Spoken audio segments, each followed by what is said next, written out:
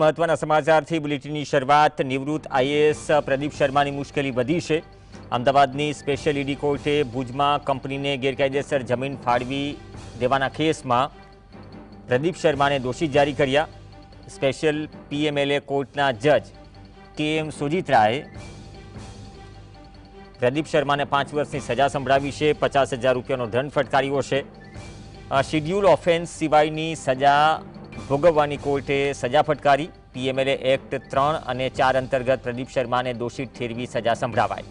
સાથે જ ઈડીએ ટાંચમાં લીધેલી પ્રોપર્ટી સરકાર હસ્તક લેવાનો પણ કોર્ટે આદેશ કર્યો।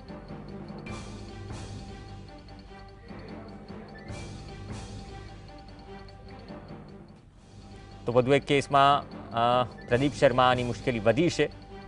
સહયોગી ધવલ બારોટ જોડાશે। ધવલ, વધુ અપડેટ।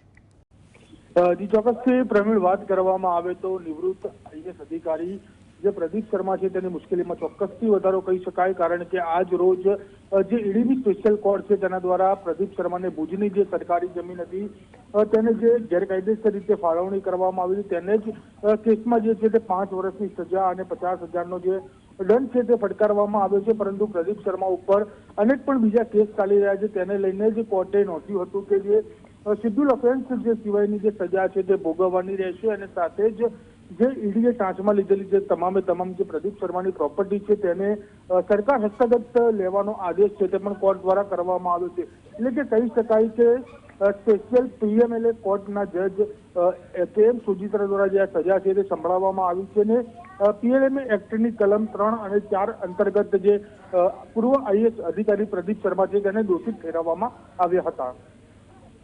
આભાર ધવલ, સમગ્ર અપડેટ બદલ।